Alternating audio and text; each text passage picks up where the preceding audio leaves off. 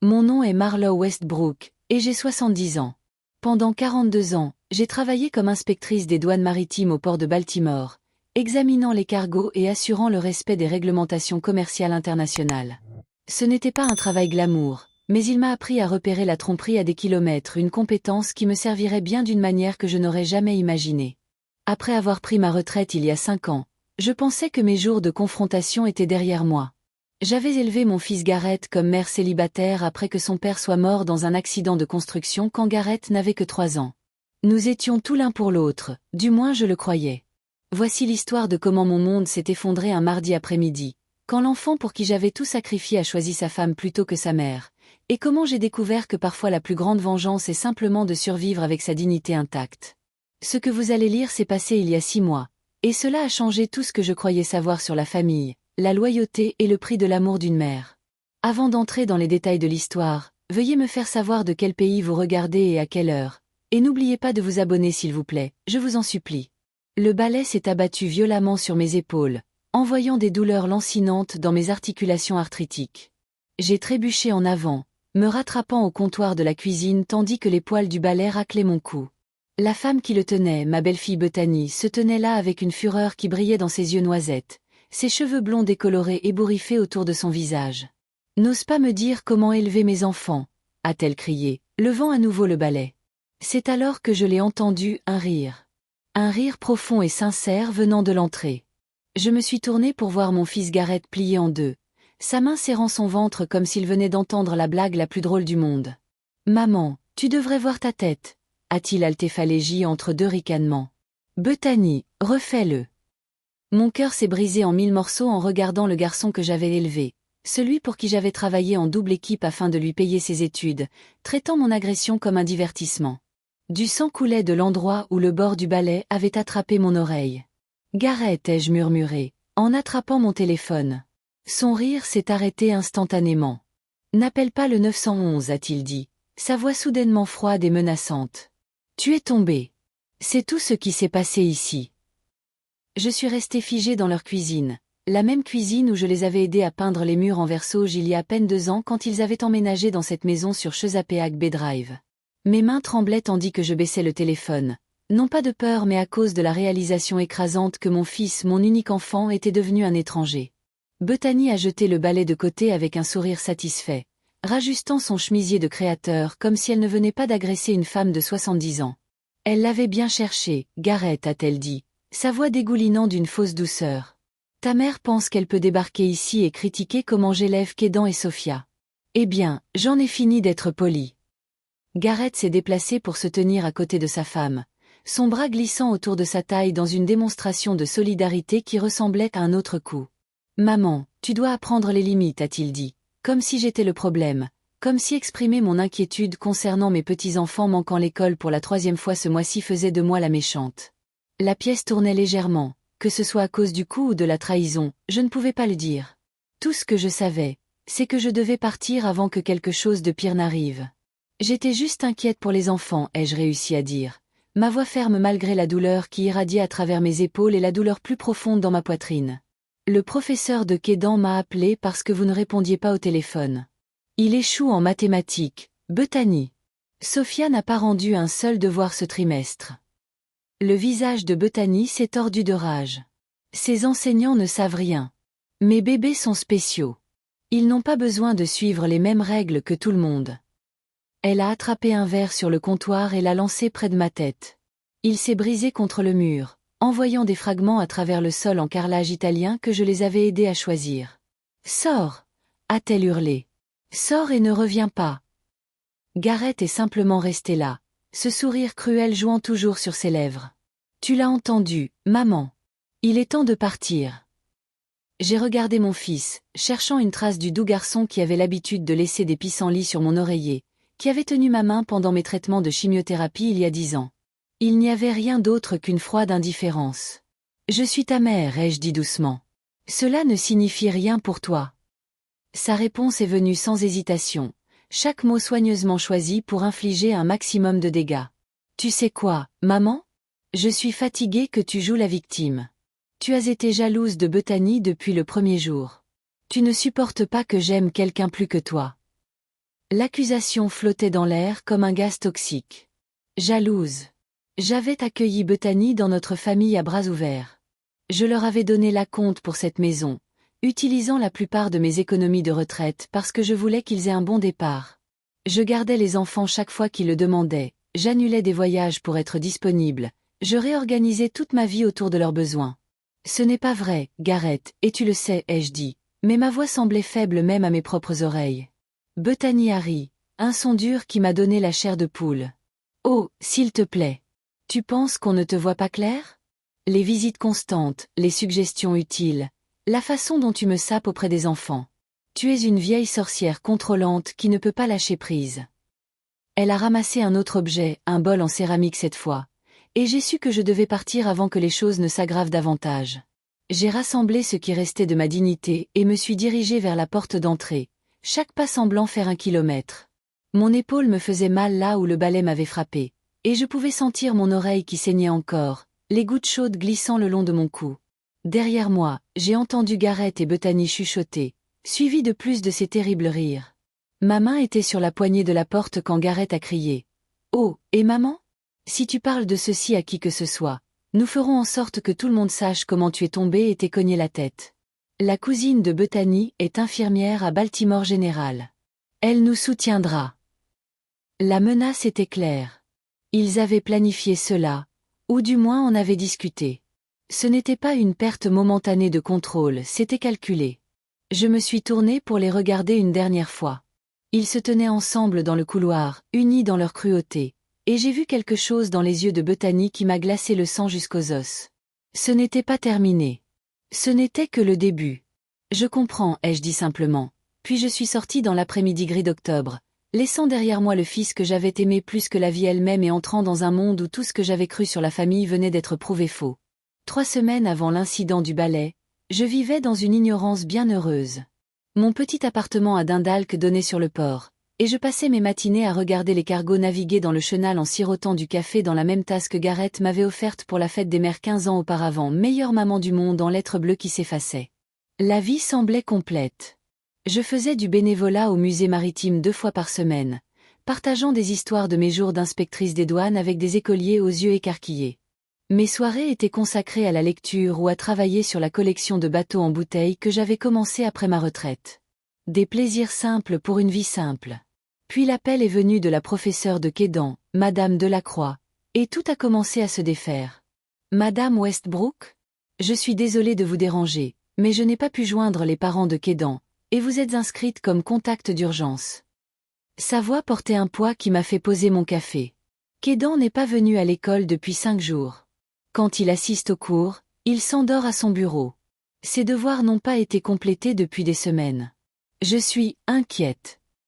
L'inquiétude dans sa voix correspondait au nœud grandissant dans mon estomac. Ce soir-là, je suis allée chez Gareth et Bethany à l'improviste, ma première erreur. Leur maison sur Chesapeake Bay Drive était un monument à l'excès, financé en grande partie par la mystérieuse entreprise en ligne de Bethany qui semblait générer de l'argent sans qu'elle n'ait jamais à quitter la maison. Je les ai trouvés dans le salon, Bethany affalée sur leur canapé en cuir faisant défiler son téléphone tandis que Gareth jouait aux jeux vidéo sur leur téléviseur de 75 pouces. Les enfants n'étaient nulle part en vue. Maman! Gareth a mis son jeu en pause, la surprise traversant son visage. Que fais-tu ici? J'ai expliqué l'appel de Madame Delacroix, gardant un ton neutre et concerné plutôt qu'accusateur. Bethany n'a même pas levé les yeux de son téléphone. Cette prof est une blague, a-t-elle marmonné. Elle en a après Quédan parce qu'il est plus intelligent que son précieux programme. Gareth acquiesçait comme une figurine à tête branlante. Bethany leur fait l'école à la maison maintenant, a-t-il annoncé. Le système scolaire public laisse tomber nos enfants. J'ai regardé autour de la pièce, pas de livres, pas de matériel éducatif, aucune preuve d'enseignement à domicile. Juste des bouteilles de vin vides et des contenants de plats à emporter. C'est merveilleux, ai-je dit prudemment, bien que des sonnettes d'alarme résonnaient dans ma tête. Quel programme utilisez-vous? J'aimerais aider si vous en avez besoin. Je pourrais donner des cours particuliers à Quédan en mathématiques, j'ai toujours été bonne avec les chiffres grâce à mon travail aux douanes. La tête de Bethany s'est redressée brusquement, ses yeux se rétrécissant. Nous n'avons pas besoin de ton aide. J'ai tout sous contrôle. La température dans la pièce semblait chuter de 10 degrés. Gareth a bougé inconfortablement mais n'a rien dit. « Où sont les enfants maintenant ?» ai-je demandé. Il était 7 heures du soir un jour d'école. « À l'étage » a dit Gareth rapidement. « Ils font leurs devoirs. » J'ai entendu le mensonge dans sa voix, le même tic qu'il avait depuis l'âge de 5 ans quand il prétendait que le chien avait mangé ses devoirs. Nous n'avions pas de chien. Pourrais-je leur dire bonjour? Je leur ai apporté des livres de la boutique du musée maritime. Bethany s'est levée brusquement, son téléphone tombant au sol avec fracas. Non. Ils sont occupés. Tu aurais dû appeler avant. L'hostilité qui émanait d'elle était palpable, mais ce qui m'a frappé le plus était le silence de Gareth. Il est simplement resté assis, manette en main, évitant mon regard comme un lâche. Je suis partie ce soir-là avec le cœur lourd et un soupçon grandissant que quelque chose allait terriblement mal dans le foyer de mon fils. Au cours des 2 semaines suivantes, j'ai essayé de les contacter plusieurs fois. Mes appels sont restés sans réponse. Mes textos ont été lus mais ignorés. Quand je suis passée à nouveau, Bethany a ouvert la porte avec un froncement de sourcils. « Les enfants sont malades » a-t-elle dit, sans m'inviter à entrer. À travers l'entrebâillement de la porte, je pouvais les entendre rire de quelque chose à la télévision. « Pas malade du tout. »« Bethany, je suis juste inquiète. »« Non, tu es fouineuse » a-t-elle rétorqué. « Et contrôlante. Gareth et moi en avons discuté, et nous pensons que tu dois respecter nos limites. » Elle a commencé à fermer la porte, mais j'ai mis ma main pour l'arrêter.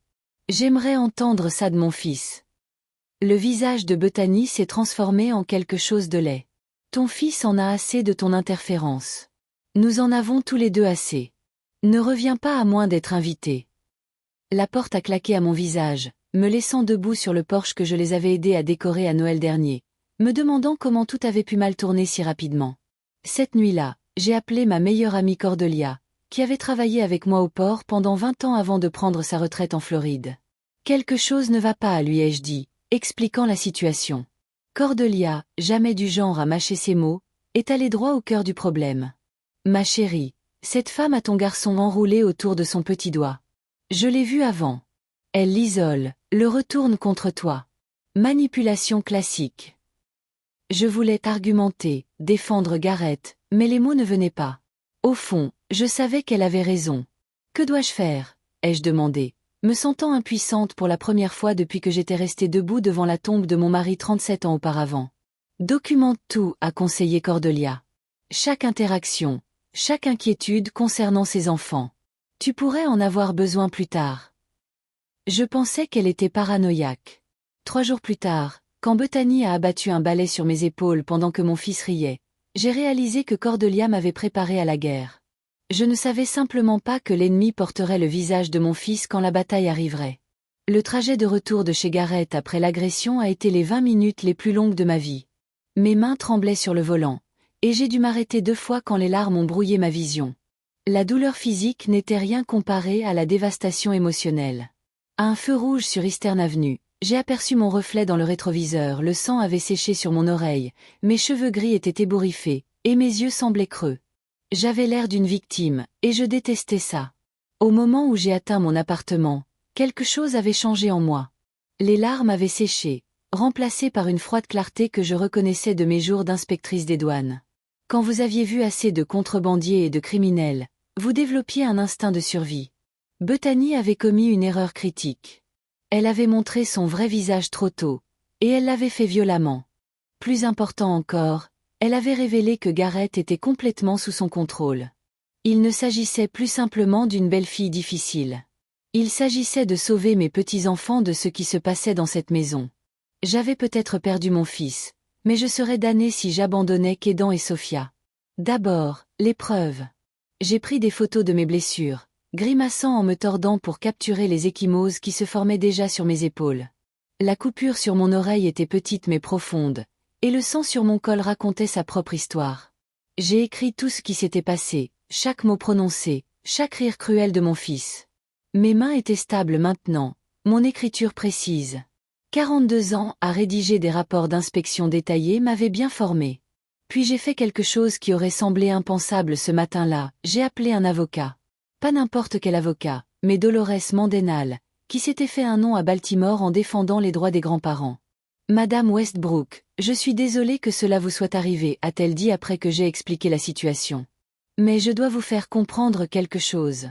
La loi du Maryland est complexe en ce qui concerne les droits de visite des grands-parents. Le fait que vous ayez été agressé dans leur maison joue en fait en notre faveur, mais nous devons être stratégiques. Stratégiques. J'aimais ce son.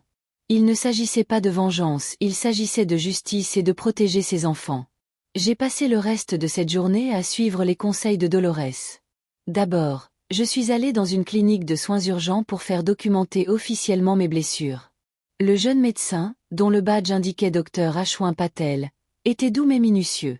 Ce modèle d'échymose correspond à un coup porté par un objet, a-t-il noté, prenant des photographies pour les dossiers médicaux. La lacération sur votre oreille a nécessité 2 points de suture. Je suis obligée de demander, voulez-vous porter plainte? J'ai hésité, me souvenant de la menace de Garrett concernant la cousine infirmière de Bethany. Pas encore, ai-je dit. Mais veuillez tout documenter soigneusement. Le docteur Patel m'a lancé un regard entendu. Je comprends. Nous voyons des situations comme celle-ci plus souvent que vous ne le pensez. La violence familiale est compliquée. Il m'a tendu une carte pour un conseiller en violence domestique. Au cas où vous auriez besoin de quelqu'un à qui parler. Je l'ai remercié et suis parti avec des dossiers médicaux officiels qu'il serait difficile pour quiconque de contester, cousine infirmière ou pas. Ce soir-là, j'ai fait quelque chose que je n'avais pas fait depuis des années, j'ai activé mes comptes de médias sociaux. Si Bethany voulait jouer à des jeux, elle avait choisi le mauvais adversaire. Je n'ai pas posté sur l'agression, bien sûr. À la place, j'ai partagé de vieilles photos de temps plus heureux, la remise de diplôme de Garrett, des vacances en famille, des photos de moi avec les petits-enfants à la plage l'été dernier. Chaque publication était soigneusement conçue pour montrer quelle grand-mère aimante et impliquée j'avais toujours été.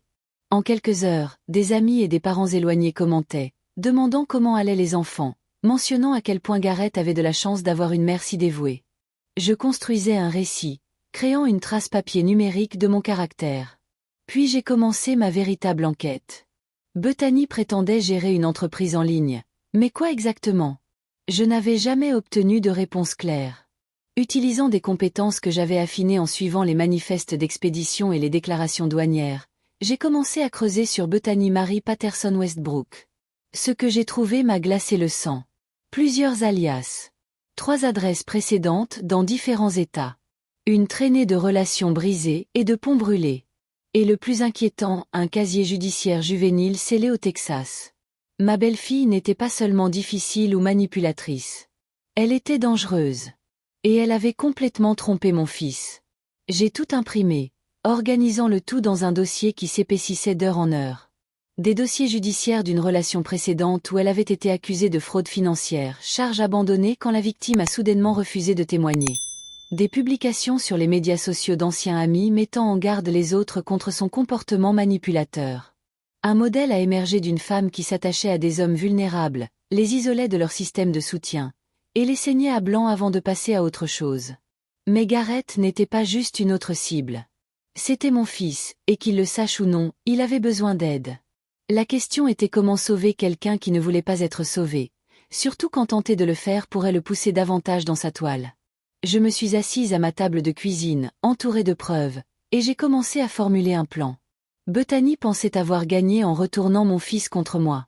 Elle pensait que la violence et les menaces me feraient disparaître. Elle avait sévèrement sous-estimé ce que l'amour d'une mère pouvait endurer et ce qu'une inspectrice des douanes à la retraite pouvait découvrir quand elle était correctement motivée. Le message est arrivé à 3 heures du matin, 5 jours après l'agression. Mon téléphone a vibré sur la table de nuit, me tirant d'un sommeil agité. C'était de Kédan, utilisant une vieille tablette que je lui avais donnée à Noël dernier. Mamie aide-moi, maman fait peur, papa n'écoute pas. Mon cœur s'est accéléré en regardant l'écran. Avant que je puisse répondre, un autre message. Elle nous enferme dans notre chambre quand ton nom est mentionné. Sophia pleure tout le temps. Aide-nous s'il te plaît, mais ne leur dis pas que je t'ai envoyé un message. Puis les messages se sont arrêtés. J'ai essayé d'appeler, de répondre, mais je n'ai obtenu aucune réponse. Soit la tablette avait été découverte, soit Kédan l'avait à nouveau cachée. Dormir était impossible après cela. J'ai fait les 100 pas dans mon appartement, pesant mes options. Aller à la police semblait le choix évident, Mais la menace de Garrett concernant la cousine infirmière de Bethany résonnait dans mon esprit. De plus, je savais comment ces choses fonctionnaient. Sans preuve concrète d'abus, les services de protection de l'enfance pourraient faire une vérification superficielle et partir, potentiellement empirant les choses pour les enfants. J'avais besoin d'une approche différente. Au lever du soleil, j'avais un plan. Si je ne pouvais pas passer par la porte d'entrée, je trouverais un autre moyen d'entrer. Mon premier arrêt était à l'école élémentaire Evergreen, où les 2 enfants étaient supposément scolarisés à domicile. Madame Delacroix, l'ancienne professeure de Quédan, a accepté de me rencontrer pendant sa période de planification.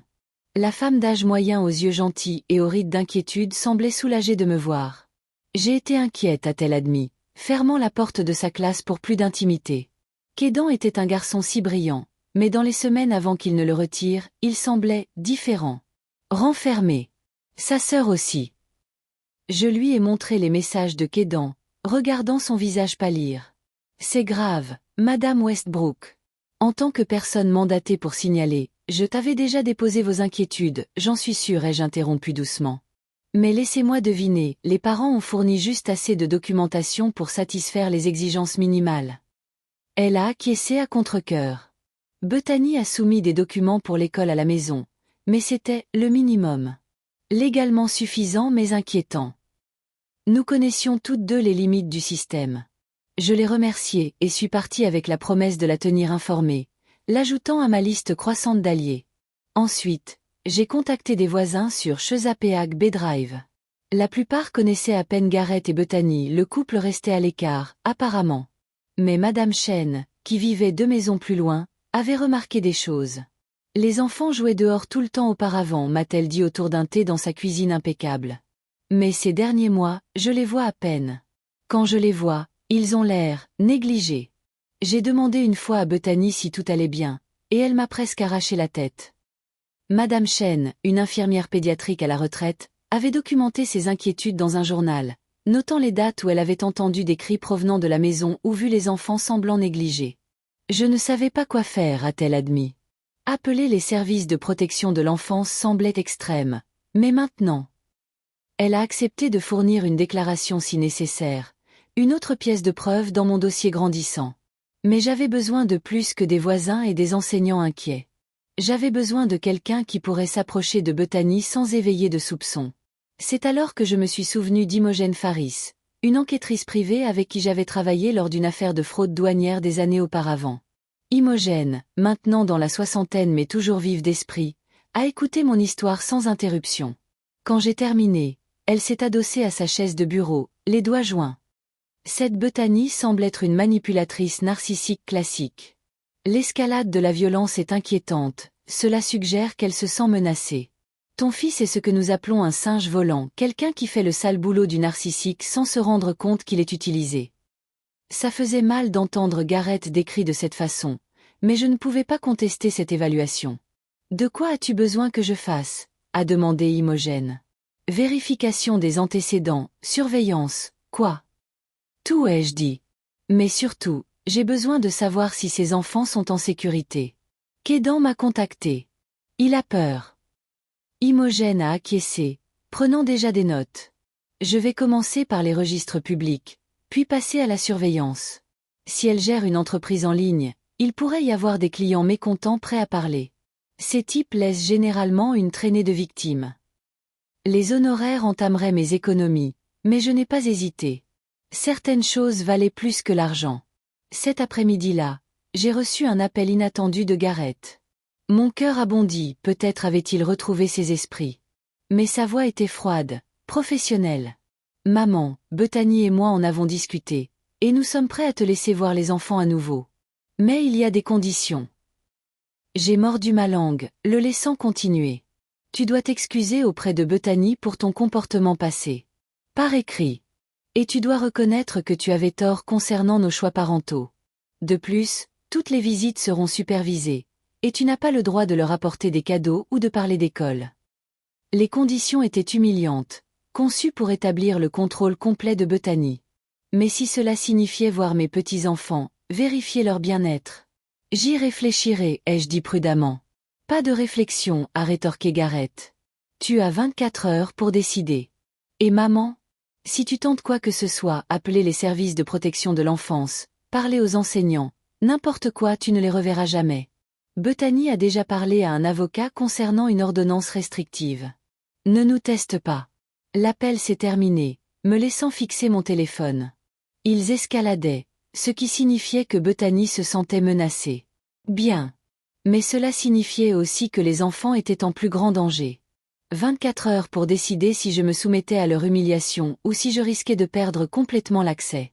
Ce que Gareth ne savait pas, c'est que j'avais déjà décidé. Je jouerais leur jeu, mais selon mes conditions. Laissons-les penser qu'ils avaient gagné. Sun DSU a écrit que toute guerre est basée sur la tromperie. Bethany pensait qu'elle était la seule capable de manipulation. Elle allait apprendre le contraire. J'ai passé des heures à rédiger la lettre d'excuse, chaque mot calculé pour nourrir l'ego de Bethany tout en documentant leurs exigences. Chère Bethany, ai-je écrit, je m'excuse d'avoir remis en question vos méthodes parentales et je reconnais que mes inquiétudes concernant l'éducation des enfants étaient déplacées. Je comprends que les visites seront supervisées, et j'accepte vos conditions. J'ai fait des copies, les fait notariser, et créé une trace papier qui montrerait à n'importe quel tribunal exactement ce que j'avais été forcé d'accepter. Dolores Mandenal, mon avocate, a trouvé cela brillant. Tu leur donnes la corde pour se pendre, a-t-elle dit. La visite supervisée était prévue pour le samedi suivant dans un McDonald's, le choix de Bethany, naturellement. Elle voulait des témoins publics de ma soumission. Je suis arrivée tôt, choisissant un box dans un coin où je pouvais voir tout le monde entrer et sortir. Les vieilles habitudes de mes jours d'inspectrice mouraient difficilement. Quand ils sont entrés, mon cœur s'est brisé un peu plus. Kédan et Sophia semblaient plus minces, leurs vêtements froissés, des cernes sombres sous leurs jeunes yeux. Mais c'était leur comportement qui m'alarmait vraiment, ils marchaient derrière leurs parents comme des chiots effrayés, tête baissée, silencieux. Les enfants, dites bonjour à votre grand-mère, a ordonné Bethany, se glissant dans le box en face de moi. Elle portait des lunettes de soleil de créateur à l'intérieur et un sourire narquois qui me donnait envie de reconsidérer mes principes non violents. Salut, mamie, ont-ils marmonné à l'unisson, ne rencontrant pas mes yeux. Les mains de Kédan tremblaient légèrement. Sophia regardait constamment sa mère comme si elle cherchait la permission de respirer. Bonjour, mes amours, ai-je dit chaleureusement, luttant pour garder ma voix stable. Vous m'avez tellement manqué. 10 minutes, a annoncé Bethany, vérifiant son téléphone. C'est tout ce que tu obtiens. Et rappelle-toi les règles, pas de discussion sur l'école, pas de cadeaux, pas de conversation privée. Gareth était assis à côté d'elle comme une statue, fixant le vide. L'homme qui avait été autrefois tout mon monde était devenu un étranger dans sa propre vie. J'ai passé ces 10 minutes à essayer de me connecter avec mes petits-enfants tout en naviguant dans le champ de mine de restriction de Bethany. Chaque question était surveillée, chaque sourire des enfants rencontré par un regard acéré de leur mère. Quand j'ai demandé à Kédan quel était son livre préféré, Bethany a interrompu. Il a dépassé les livres enfantins maintenant. Nous nous concentrons sur les compétences de vie.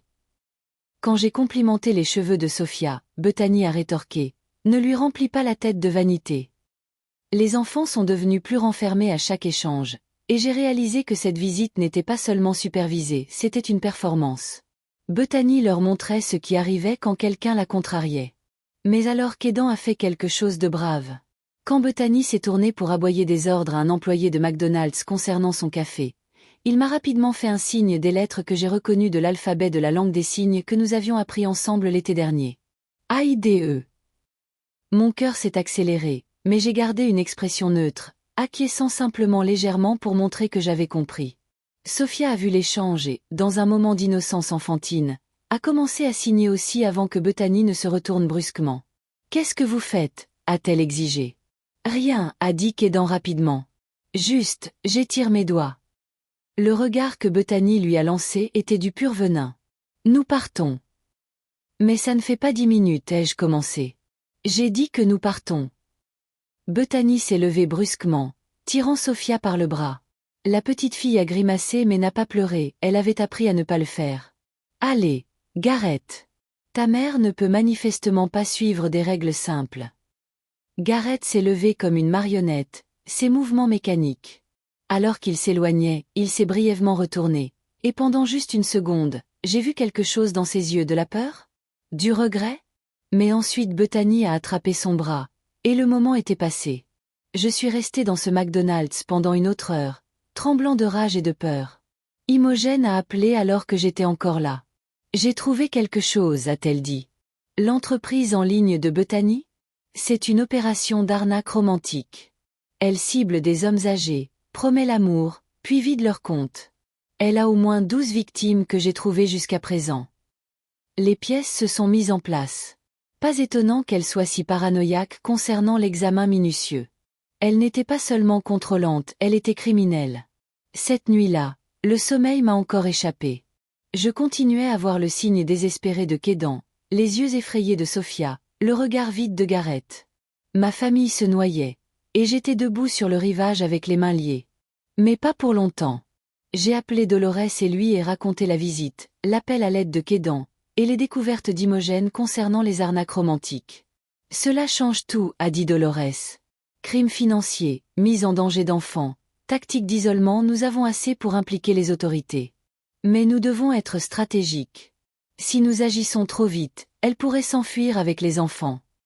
La pensée que Bethany disparaisse avec mes petits-enfants glaçait mon sang. Nous avions besoin d'un plan qui protégerait les enfants tout en s'assurant que Bethany ne puisse pas échapper à la justice. Et Gareth? Ai-je demandé. Il est complice de la négligence, mais s'il est aussi manipulé.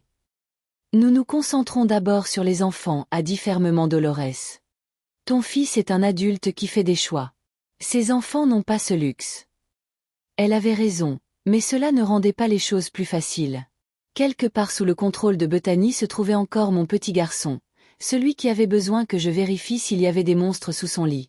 Maintenant, il vivait avec un monstre, et il ne pouvait même pas le voir. La percée est venue d'une source inattendue.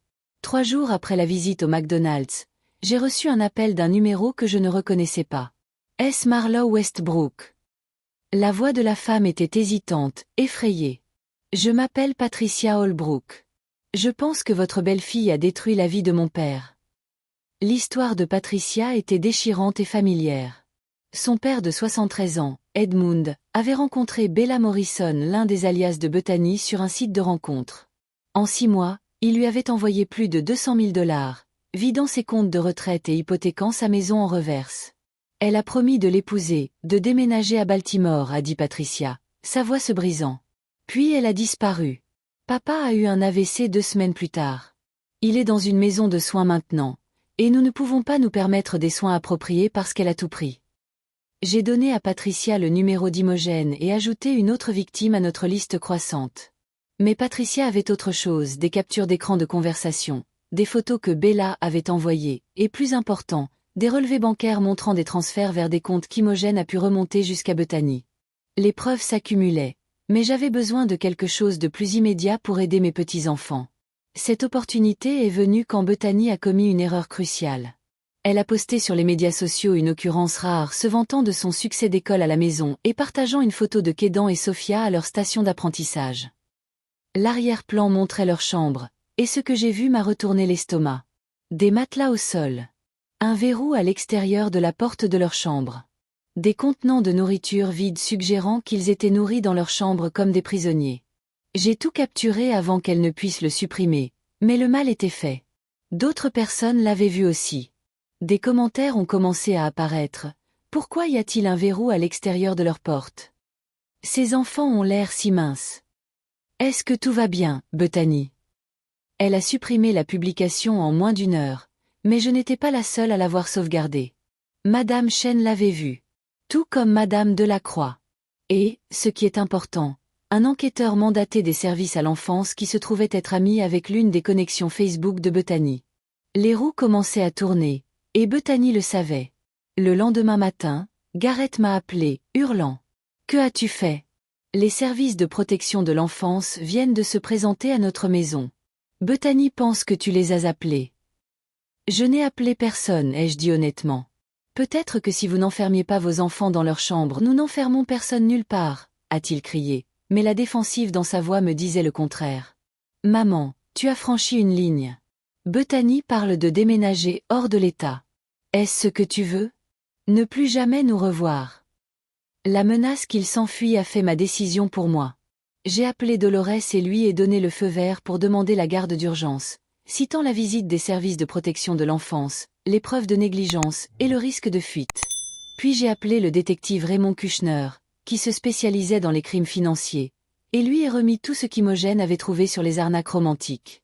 C'est vaste, a-t-il dit, examinant les fichiers. Plusieurs victimes à travers les États fait de cela une affaire fédérale. Nous devrons coordonner avec le FBI. Le filet se refermait, mais je craignais que ce ne soit pas assez rapide. 2 jours plus tard, j'ai reçu un autre message tardif de Kédan. Maman fait les bagages. Elle dit qu'on part en vacances mais ne dit pas où. Papa pleure. Aide-nous mamie. Cette fois, je n'ai pas hésité. J'ai appelé le 911 et signalé des enfants en danger immédiat, leur donnant l'adresse et expliquant la situation. Puis j'ai appelé Dolores, qui a contacté le juge d'urgence des affaires familiales. À l'aube, j'avais des papiers de garde d'urgence temporaire et une escorte policière pour récupérer mes petits-enfants. La scène à la maison était chaotique. Bethany chargeait des valises dans leur SUV quand la police est arrivée, son visage passant par le choc, la rage et le calcul. « C'est un enlèvement !» a-t-elle hurlé. « Ce sont mes enfants !» Garrett se tenait dans l'embrasure de la porte, l'air perdu et brisé. « Maman ?» a-t-il dit, me voyant derrière les officiers. « Maman, que fais-tu » ? « Je sauve tes enfants, ai-je dit, le dépassant alors que les travailleurs des services sociaux allaient chercher Kédan et Sophia. Et, avec un peu de chance, un jour, je te sauverai aussi. Les enfants sont sortis en tenant des sacs poubelles remplis de leurs affaires, des sacs poubelles, comme s'ils étaient des déchets dont on se débarrassait. Sophia a couru vers moi, sanglotant, tandis que Kédan restait figé, craignant de montrer ses émotions. « Ça va, ai-je murmuré, les serrant près de moi. Vous êtes en sécurité maintenant. Mamie est là. » Les cris de Bethany se sont intensifiés alors que la police trouvait des preuves de l'opération d'arnaque romantique bien en vue sur son ordinateur. Des agents fédéraux étaient déjà en route. Le château de cartes s'effondrait, et elle le savait. Mais c'est la réaction de Garrett qui me hantait. Il ne s'est pas battu pour ses enfants. Il n'a pas protesté contre leur retrait. Il est simplement resté là, vide et vaincu, regardant sa famille se fracturer au-delà de toute réparation. « Je suis désolé, a-t-il articulé silencieusement alors que je faisais monter les enfants dans ma voiture. Mais désolé n'était pas suffisant. Plus maintenant. Alors que nous nous éloignons, Kédan a finalement parlé. « Mamie, est-ce qu'on va vivre avec toi maintenant ?»« Oui, mon chéri, ai-je dit, rencontrant ses yeux dans le rétroviseur. « Aussi longtemps que vous en aurez besoin. »« Pour toujours ?» a demandé Sophia d'une petite voix. Je ne pouvais pas promettre pour toujours, il y aurait des batailles judiciaires, des audiences de garde, et qui sait quoi d'autre. Mais en regardant leur visage, voyant l'espoir revenir dans leurs yeux pour la première fois depuis des mois, je savais que je me battrais contre ciel et terre pour les garder en sécurité. « On verra, bébé, ai-je dit. Mais pour l'instant, vous venez à la maison avec mamie, et personne ne vous fera plus de mal. » La première nuit avec les enfants a révélé l'étendue réelle des dégâts. Sophia s'est réveillée en hurlant à 2 heures du matin, suppliant de ne pas être enfermée dans la chambre. Kédan a mouillé son lit, quelque chose qu'il n'avait pas fait depuis ses 4 ans, et s'est effondré en sanglots, terrifié que je sois en colère. « C'est bon, mon chéri, ai-je apaisé, changeant ses draps pendant qu'il se tenait là tremblant. Les accidents arrivent. Tu n'as pas d'ennui. » Le regard d'incrédulité sur son visage m'a brisé le cœur. Depuis combien de temps était-il puni pour des choses normales de l'enfance ? Au matin, j'avais fait une liste, rendez-vous chez le pédiatre, service de conseil, inscription à l'école. Le chemin vers la guérison serait long, mais au moins nous avions commencé à le parcourir. Le détective Kushner a appelé pendant que je préparais le petit déjeuner, de la vraie nourriture, pas les cochonneries emballées que j'avais trouvées dans leur sac. Bethany Patterson est en détention fédérale, m'a-t-il informé. Nous avons trouvé des preuves de plus de 30 victimes à l'échelle nationale. Le montant total de la fraude dépasse 2 millions de dollars. Elle risque une peine sérieuse. Mais il y avait plus. Votre fils coopère. Il prétend qu'il ne savait rien des arnaques. Je voulais le croire, mais l'ignorance n'était pas l'innocence quand des enfants étaient négligés. La visite chez le pédiatre a été révélatrice et horrifiante. Les 2 enfants étaient mal nourris, en sous-poids, et montraient des signes de stress prolongé. Kédan avait des caries non traitées. Sophia avait une infection de l'oreille qui avait été ignorée pendant des semaines. Ces enfants ont été médicalement négligés, a dit franchement le docteur Martinez. Je suis obligé de documenter cela pour le tribunal. Elle était douce avec les enfants, gagnant leur confiance avec des autocollants et des mots doux, mais ses yeux étaient durs quand elle me regardait. Depuis combien de temps cela dure-t-il? Je ne sais pas, ai-je admis. Il me tenait à l'écart. Je l'ai découvert récemment. Elle a acquiescé, prenant des notes. Vous avez fait la bonne chose en les sortant de là. Avec des soins appropriés, ils récupéreront physiquement. La guérison émotionnelle. Cela prend plus de temps. Je savais qu'elle avait raison. Ce soir-là au dîner, un simple repas de spaghettis qu'ils ont dévoré comme s'ils mouraient de faim, qu'Aidan a finalement commencé à parler. Maman disait que tu étais méchante, m'a-t-il dit, ne rencontrant pas mes yeux. Elle disait que tu voulais nous voler parce que tu étais jalouse. Qu'en penses-tu? Ai-je demandé prudemment. Il a réfléchi à cela. Je pense qu'elle mentait sur beaucoup de choses. Au cours des jours suivants, plus de vérité a émergé. L'école à la maison avait été inexistante. Bethany passait ses journées à gérer son opération d'arnaque pendant que les enfants étaient enfermés dans leur chambre avec des tablettes. Les repas étaient sporadiques. Les pauses toilettes nécessitaient une permission. Ils avaient vécu comme des prisonniers dans leur propre maison pendant que leur père jouait aux jeux vidéo et faisait semblant de ne rien remarquer. L'audience du tribunal de la famille était fixée à 2 semaines. Dolores m'a préparé à la bataille. Garrett va probablement se battre pour la garde une fois que l'influence de Bethany s'estompera. C'est leur père, et les tribunaux favorisent les parents biologiques. La pensée de les rendre à Garrett me terrifiait, mais je devais faire confiance au système qui les avait laissés tomber pendant si longtemps. En attendant, je me suis concentrée à leur donner de la stabilité. Des routines matinales. Des repas réguliers. Des histoires au coucher. Toutes les choses normales qui étaient devenues étrangères pour eux. Lentement, ils ont commencé à faire confiance à nouveau. Sophia a commencé à sourire. Aidan a commencé à faire ses devoirs sans craindre d'être puni pour avoir eu des réponses fausses. Il se souvenait comment être des enfants. Puis Garrett s'est présenté à ma porte. Il avait l'air terrible, non rasé, les yeux creux, portant les mêmes vêtements que je lui avais vu porter des jours auparavant. « Maman, a-t-il dit, sa voix brisée. Est-ce que je peux les voir ?» Chaque instinct criait de lui claquer la porte au visage, mais la douleur dans ses yeux m'a arrêté. C'était toujours mon fils, quelque part sous tous ces dégâts. Ils sont à l'école, ai-je dit. Une vraie école, où ils ont leur place. Il a tressailli. Je sais que j'ai tout gâché. Je sais que je les ai laissés tomber. Mais maman, elle m'avait tellement confus. Elle m'a fait croire que tu étais l'ennemi. Elle m'a dit que tu essayais de détruire notre famille. J'essayais de la sauver, ai-je dit doucement. Et tu as ri pendant qu'elle m'attaquait avec un balai. Tu te souviens de ça, Garrett? Tu as ri. Des larmes coulaient sur son visage. Je ne sais pas qui était cette personne. Ce n'était pas moi. Je te jure, maman, ce n'était pas moi. Mais c'était lui. C'était la vérité la plus dure. C'était lui choisissant Bethany plutôt que ses enfants, lui permettant la négligence, lui restant là pendant qu'il souffrait. Les enfants vont mieux, lui ai-je dit. Ils sont en thérapie. Ils mangent correctement. Ils dorment toute la nuit la plupart du temps. C'est ce qui compte maintenant.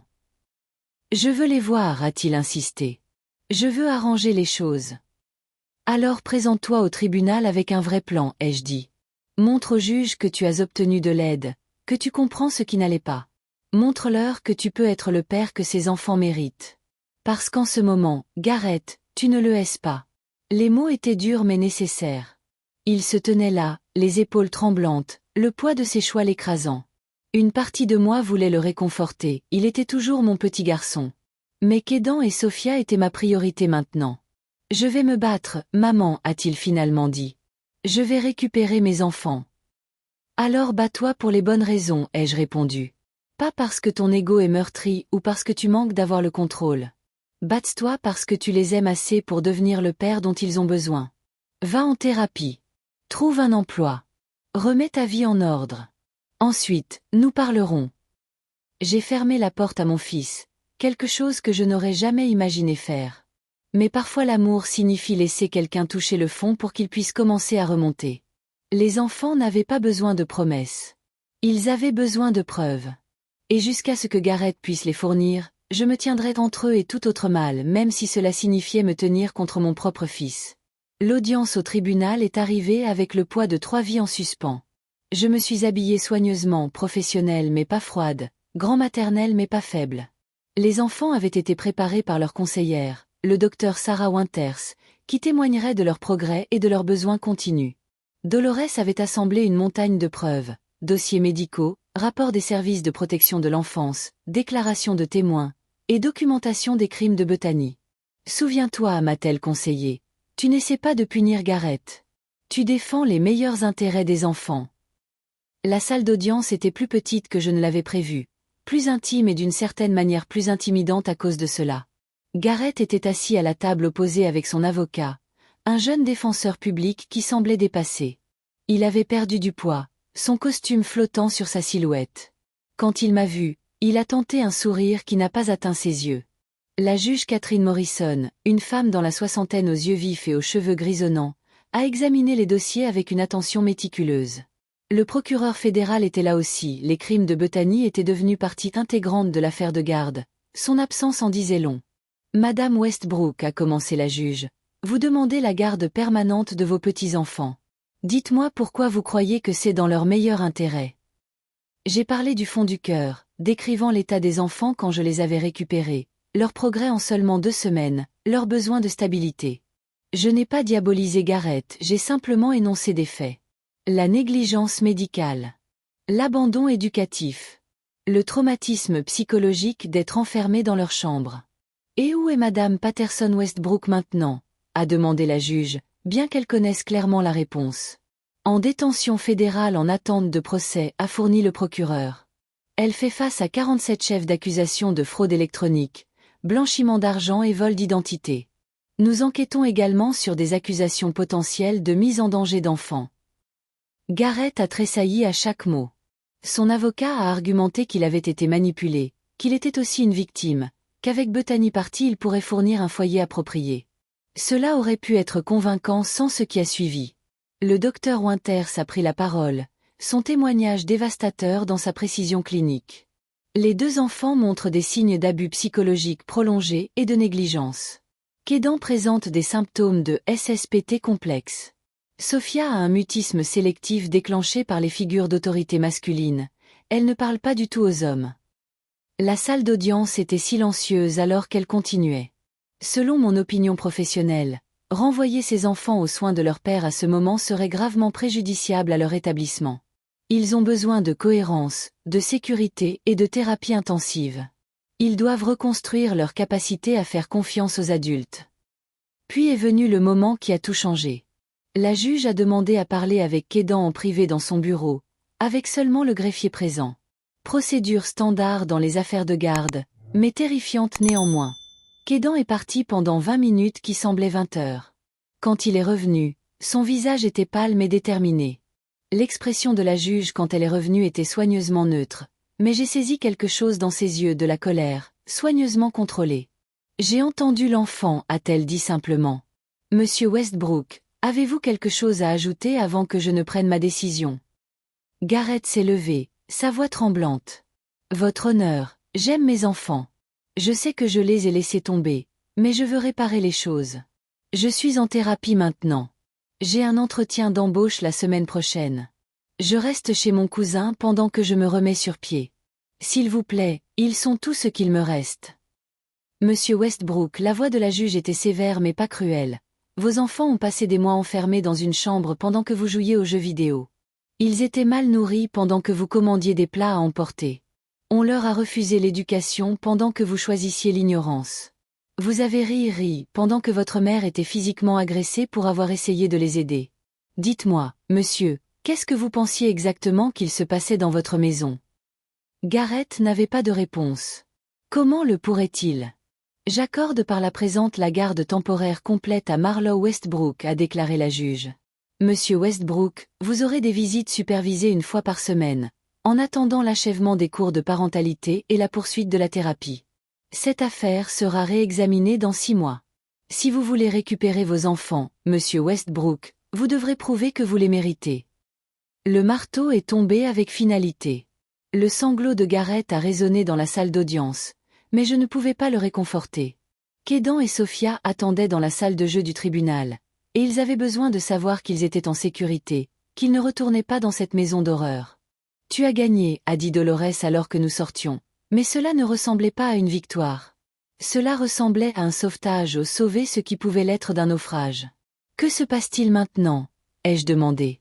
Maintenant, tu élèves tes petits-enfants, a-t-elle dit simplement. Et tu pries pour que ton fils retrouve le chemin vers l'homme que tu as élevé. Ce soir-là, j'ai dit aux enfants qu'ils resteraient avec moi. Sophia a grimpé sur mes genoux, toujours silencieuse mais s'accrochant fort. Kédan s'est assis à côté de moi, son corps de 11 ans tendu d'émotions qu'il ne pouvait pas nommer. « Es-tu en colère contre papa ?»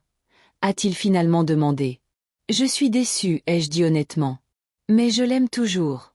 Tout comme je vous aime tous les deux. L'amour ne signifie pas accepter un comportement nuisible. Parfois, l'amour signifie protéger les gens, même d'eux-mêmes. » Il a acquiescé, sage au-delà de son âge. Maman disait que l'amour signifiait garder des secrets. Elle avait tort, n'est-ce pas? Oui, mon chéri. Elle avait très tort sur beaucoup de choses.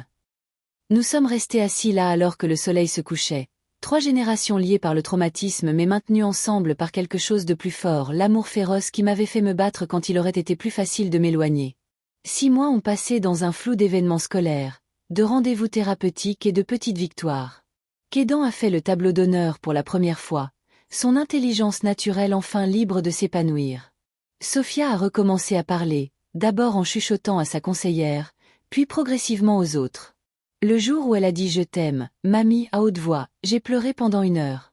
Gareth a assisté à chaque visite supervisée, arrivant tôt et restant tard, désespéré pour tout moment supplémentaire avec ses enfants. Il avait terminé ses cours de parentalité, maintenu un emploi stable dans un entrepôt, et déménagé dans un petit appartement. L'étranger aux yeux creux devenait lentement mon fils à nouveau. Mais la confiance était plus difficile à reconstruire que la santé physique. Les visites se tenaient dans un centre familial, avec un travailleur social présent.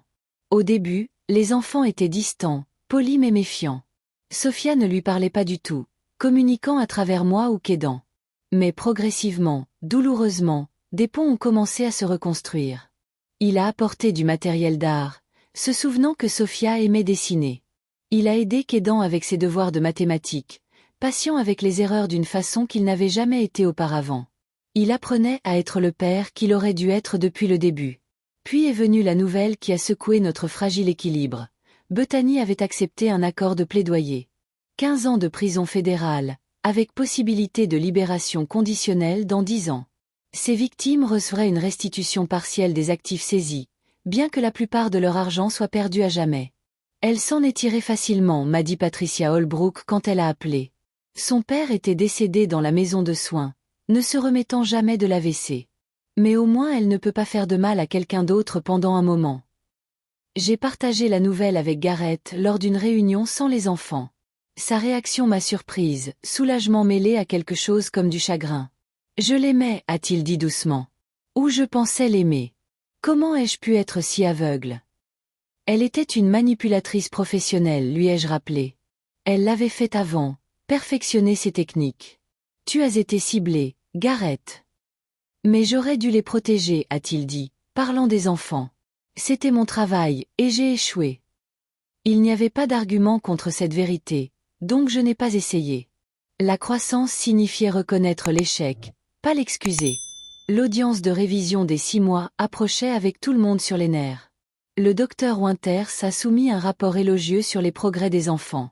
Le tuteur Atlitem a recommandé de continuer l'arrangement actuel avec des visites non supervisées progressivement croissantes pour Gareth. Mais la décision finale reposerait sur la juge Morrison, qui avait vu trop de parents faire des promesses qu'ils ne pouvaient pas tenir. La nuit avant le tribunal, Kédan a demandé à me parler en privé. « Mamie, et si la juge nous fait retourner chez papa ?» La peur dans sa voix était soigneusement contrôlée, il avait appris à gérer son anxiété grâce à la thérapie. « Veux-tu y retourner ?» ai-je demandé doucement. Il a réfléchi longuement. Il me manque parfois. L'ancien lui, d'avant. Mais j'ai peur qu'il choisisse quelqu'un comme maman à nouveau. Que dit le docteur Winters à ce sujet?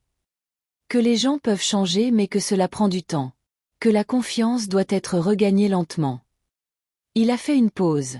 J'ai dit ça à la juge la dernière fois. À propos d'être enfermé dans la chambre. À propos d'autre chose. Des choses que je n'ai dites à personne d'autre. Mon sang s'est glacé. Kédan, tu peux me dire n'importe quoi. Tu le sais, n'est-ce pas? Je sais, a-t-il dit. Mais je ne suis pas prêt. Peut-être un jour. Le docteur Winters dit que c'est normal, que je n'ai pas à tout dire d'un coup. Je l'ai serré contre moi, ce garçon courageux qui avait enduré plus que n'importe quel enfant ne devrait. Quoi qu'il se soit passé, rien de tout cela n'était ta faute. Tu le sais, n'est-ce pas? Il a acquiescé contre mon épaule. Papa dit ça aussi maintenant. Pendant nos visites. Il dit qu'il est désolé de ne pas nous avoir protégés. Le crois-tu? Je veux le croire, a chuchoté Kédan. Mais vouloir n'est pas la même chose que faire confiance. Quelle sagesse d'un garçon de 11 ans. Le traumatisme l'avait vieilli, volé des parties de son enfance qui ne pourraient jamais être rendues. Mais il guérissait, lentement, soigneusement, un jour à la fois. Le lendemain matin, nous sommes arrivés au tribunal comme une unité familiale, pas celle que j'avais imaginée quand Gareth est né, mais celle forgée dans la crise et renforcée par l'amour. Les enfants étaient habillés dans leurs meilleurs vêtements, nerveux mais plus terrifiés. Ils savaient que je me battrais pour eux, qu'ils avaient une voix maintenant. Gareth était déjà là, et pour la première fois depuis presque un an, il ressemblait à lui-même. Les yeux clairs, rasés de près, portant un costume qui lui allait bien. Il avait repris un poids sain, et le désespoir creux avait été remplacé par une détermination tranquille. Madame Westbrook, a commencé la juge Morrison, j'ai examiné tous les rapports et recommandations. Avant que je ne statue, y a-t-il quelque chose que vous aimeriez ajouter? Je me suis levée, mes mots préparés oubliés. À la place, j'ai dit la vérité. Votre honneur, il y a 6 mois, je me battais pour sauver la vie de mes petits-enfants. Aujourd'hui, je me bats pour leur avenir. Ils ont fait des progrès incroyables, mais ils ne sont pas prêts pour un bouleversement. Ils ont besoin de stabilité pour continuer à guérir. Je crois que leur père travaille dur pour devenir le parent qu'il mérite, mais ce travail n'est pas terminé. Je demande la garde continue avec des visites élargies, donnant à tous le temps de guérir correctement. La juge a acquiescé, puis s'est tournée vers Gareth. Monsieur Westbrook. Gareth s'est levé lentement, et je l'ai vu jeter un coup d'œil à ses enfants avant de parler. Votre honneur, je veux récupérer mes enfants plus que tout. Mais... Il a fait une pause, avalant difficilement. Mais je sais qu'ils s'épanouissent avec ma mère. Ils sont heureux, en bonne santé, réussissent à l'école. Je ne veux pas perturber cela. Je demande des visites accrues, y compris du temps non supervisé, avec l'objectif d'une éventuelle garde partagée. Mais seulement quand ils seront prêts. Seulement quand j'aurai prouvé que je peux être le père dont ils ont besoin. La salle d'audience était silencieuse. Même le greffier semblait faire une pause. Ce n'était pas le discours d'un homme se battant pour ses droits, c'était le discours d'un père mettant ses enfants en premier. L'expression de la juge Morrison s'est légèrement adoucie. Monsieur Westbrook, c'est la première chose vraiment parentale que je vous ai entendu dire dans cette salle d'audience. Elle a examiné ses notes une fois de plus. J'accorde la garde continue à Madame Westbrook avec les modifications suivantes. Monsieur Westbrook aura des visites non supervisées chaque samedi. Les visites supervisées en milieu de semaine continueront, et les visites de nuit commenceront dans 3 mois en attendant des rapports positifs. Cette affaire sera réexaminée dans 6 mois. Ce n'était pas tout ce que Gareth voulait, mais il a souri, sincèrement souri, et articulé silencieusement merci à mon intention. C'était un progrès. C'était de l'espoir. C'était un début. 1 an après ce terrible jour avec le balai, je me tenais dans ma cuisine regardant Gareth aider Kédan avec un projet scientifique tandis que Sophia peignait à la table. C'était son samedi non supervisé, mais il avait demandé à le passer ici plutôt que de les emmener. Ils se sentent plus en sécurité ici, avait-il expliqué. Je veux qu'ils soient à l'aise, pas qu'ils fassent semblant. L'homme qui avait ri de mon agression était devenu quelqu'un qui privilégiait les besoins émotionnels de ses enfants plutôt que son propre ego. Le rétablissement n'était pas une ligne droite, il y avait des rechutes, des jours difficiles, des séances de thérapie familiale qui nous laissaient tous à vif. Mais nous guérissions ensemble, reconstruisant la confiance un moment à la fois. Le nom de Bethany était rarement mentionné maintenant, bien que son ombre persistât dans la réticence de Sophia à faire confiance à de nouvelles personnes et dans l'hypervigilance de Kédan concernant les portes verrouillées. Les enfants avaient commencé à appeler leur temps avec elle les mauvais jours, le traitant comme quelque chose qui s'était produit mais ne les définissait pas. J'étais retournée faire du bénévolat au musée maritime, amenant les enfants les week-ends. Ils adoraient entendre des histoires de mes jours d'inspectrice, les yeux écarquillés alors que j'expliquais comment j'avais attrapé des contrebandiers et protégé le port. Mamie est une héroïne, annonçait Sophia à quiconque voulait l'entendre, me faisant pleurer chaque fois. Gareth avait été promu superviseur d'équipe à l'entrepôt, sa fiabilité et son éthique de travail lui valant le respect. Il avait rejoint un groupe de soutien pour les personnes qui avaient été dans des relations manipulatrices, comprenant enfin comment Bethany l'avait systématiquement isolé et contrôlé. Je l'ai facilité, m'a-t-il dit un soir pendant que les enfants jouaient dehors. Je peux faire des excuses sur le fait d'être manipulé, mais j'ai fait des choix. De mauvais choix. Je dois l'assumer. C'était la responsabilité que j'avais besoin d'entendre. Pas des excuses ou des rejets de faute, mais une véritable appropriation de ses échecs. Il devenait l'homme que j'avais élevé, prenant simplement un chemin plus long que nous n'avions prévu. Les victimes de l'arnaque romantique avaient formé leur propre groupe de soutien, certaines se remettant financièrement, d'autres trouvant simplement du réconfort dans une expérience partagée. Patricia Holbrook m'a envoyé une carte de Noël avec une photo de la tombe de son père. Il avait été enterré avec les honneurs militaires. Un rappel que les victimes de Bethany étaient de vraies personnes avec de vraies vies qu'elle avait détruites. Mais nous reconstruisions, brique par brique, jour après jour. La deuxième audience de révision de garde était presque anticlimactique. Les enfants s'épanouissaient, quédant au tableau d'honneur constamment, Sophia dans des cours d'art et parlant enfin librement. Gareth avait maintenu un emploi stable, complété des cours de parentalité supplémentaires volontairement, et n'avait jamais manqué une visite ou un rendez-vous de thérapie. Le docteur Winters a témoigné que la famille avait fait des progrès remarquables et a recommandé de commencer les visites de nuit immédiatement. Les enfants ont exprimé le désir d'un temps accru avec leur père tout en maintenant leur résidence principale avec leur grand-mère, a-t-elle rapporté.